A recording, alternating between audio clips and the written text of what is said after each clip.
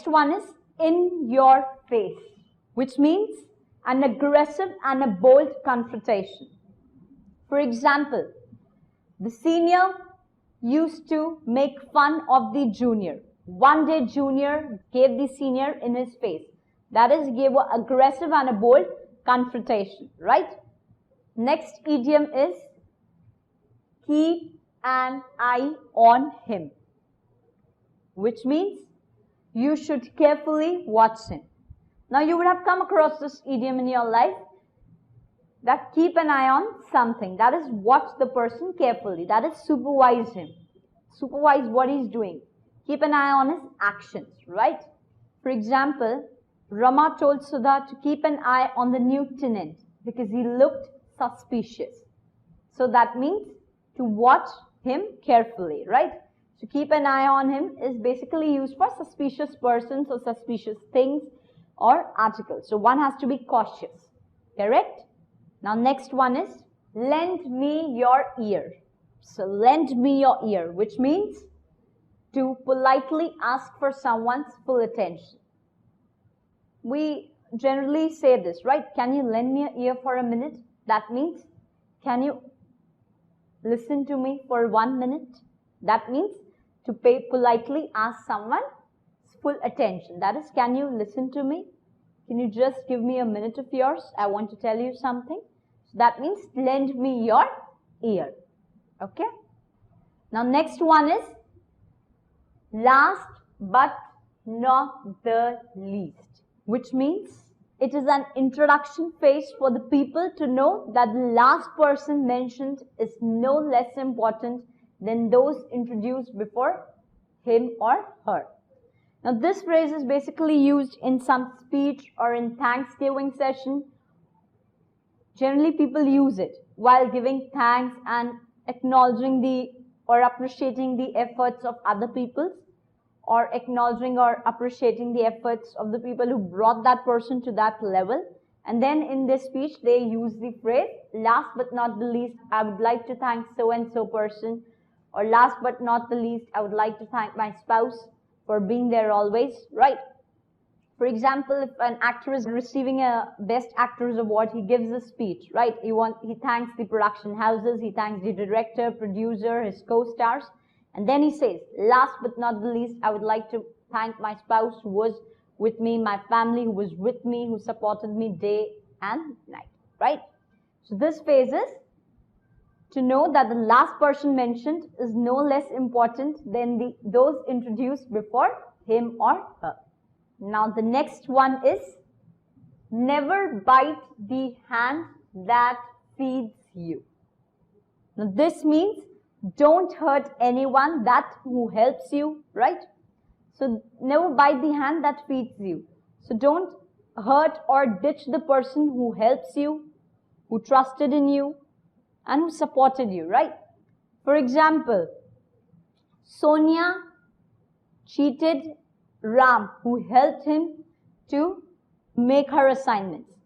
Then Pooja told Sonia, never bite the hand that feeds you, right? So don't cheat anyone who helps you, or don't hurt anyone who helps you.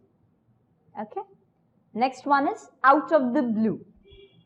Out of the blue, which means something that suddenly and unexpectedly occurs. For example, he was driving the car smoothly, but out of the blue the accident happened. That means something that suddenly and unexpectedly happened, right? The car is moving at a smooth pace, but suddenly the accident occurred, right? So something which comes suddenly, unexpectedly. One is not ready for it, right? Now next idiom is over my dead body. Now this means when you absolutely will not allow something to happen. Means you're rigid, that you won't allow something to happen. That is over my dead body. You do whatever you want to do, but over my dead body. Which means you not allow something to happen at any cost. For example, the father told the girl that he'll not allow to marry the boy. That is over my dead body. You can only marry the boy over my dead body, which means I'll not allow you to marry the boy till the time I am alive. So over my dead body. So I'll not allow something to happen. Next one is pass the buck. Now this means to avoid responsibility by giving it to someone else, right? For example, for the loss in the business, the finance department passed the buck to the marketing and production department. So this means to avoid the responsibility. That is not taking the responsibility on one's shoulder, but passing it or giving it to someone else. Correct? Now the next one is practice makes perfect. Absolutely. This you would have definitely come across in your life. Practice makes a man perfect. So which means by constantly practicing, you'll become better. So let's take an example like Anil's English is weak. So he's working on his English. Sooner or later, he'll be better. Why? Because practice makes a man perfect. So by constantly practicing, he'll become better. Now next one is Rome was not built in one day. It is a very famous proverb which means if you want something to be completed properly, then it's going to take time. So one has to keep patient, one has to give time to the thing. So Rome was not built in one day means the city was not built in one day. It took years to build that, right? So same way, if you want something to be completed properly, you have to be patient. It's going to take time, right? For example, Raj opened up a business and he wanted to get profits within 1 month of his opening.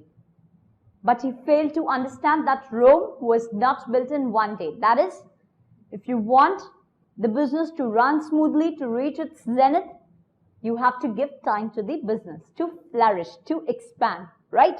To reap profits. Okay? The next idiom and phrase is rule of thumb, which means a rough estimate. For example, to solve the problem, there is no particular formula. We just have to go by the rule of thumb. That means by a rough estimate, we can solve the problem. Next one is start from scratch, which means to do it all over again from the beginning. Similar proverb we have done previously also, which means we had done back to square one. That was having to start all over again. So similarly, start from scratch means to begin something from the beginning. That is all over again from the beginning. One has to start from the scratch again. For example, since he lost all the documents, he has to start from the scratch to make the project again, right? So to do it all over again from the beginning. Next one is smell something fishy, which means detecting that something isn't right and there might be a reason for it, right? Now the next one is the ball is in your court. The ball is in your court. This means it's your decision this time. That is, now you have to take the decision. The ball is in your court means it's your turn now. You tell me what to do. You take the decision, right? For example, Rama got two alternatives, whether to take up the job or to move abroad for higher studies. Her parents told her, the ball is in your court. That is, now she has to make a decision this time whether to go abroad to pursue higher studies or take up the job, right? To take up the job or go for higher studies. So the ball is in her court, right? The next one is tie the knot. Now this is a very common phrase which means to get married, right? For example, Ritesh Deshmukh recently tied the knot with Zenelia D'Souza. That means they got married to each other, right? So this one is a very common proverb. Now next idiom is under the weather, which means feeling ill or sick. For example, she got sick by going out under the weather in the summer season. which means she got ill. She's feeling sick. Like under the weather means feeling sick. Next one is variety is the spice of life. Of course, you would have come across this idiom, which means the more experiences you try, the more exciting life can be. So variety is the spice of life. So more versatile you are, more experiences you have in your life, more spice you have in your life. That is, the more exciting your life can become. Okay?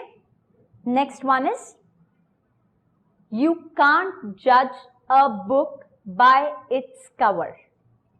Now, you can't judge a book by its cover. It means decisions shouldn't be made primarily on appearance. That is, just by a mere appearance, you cannot judge a person. A book here refers to a person or object also. So you cannot judge a person straight on his face. You need to know and explore the person, or you need to explore the thing, right? As just said, you cannot judge a book by its cover. That means you have to read it, to analyze it, to know it better. Similarly, you cannot judge a person just by looking at him or just at the face of it. You have to explore him. Then only you can come to know the real worth of the book or the real worth of a person. Fine. Next one is, a stitch in time saves 9. Now this is a very common proverb. You would have learnt it in your school also. This means a timely effort will prevent more work later. That is, stop procrastinating. Do whatever you can do right wherever you are. Okay? Which means a stitch in time, that is, a work done on time prevents more work later. That is, it saves time later on. Correct? So, stitch in time saves 9. Now, the last one is, pen is mightier than sword. Which means, words are more powerful than fights or war. One can express whatever one wants to say by writing, by words, rather than just by fighting or by arguing or by going for a war. So, as you can say, media today is more powerful, right? Why? Because they have the power of words, right? They can write. They have the power of words. So, by words, they can explain what they want, right? Tell about the different areas, be it politics, economy, country, person, etc. So, it is always, words are always more powerful than fights, quarrels or war. So, as it is said, pen is mightier than sword. Okay? Now, with this, we come to the end of first type, which is commonly used idiom and phrasing.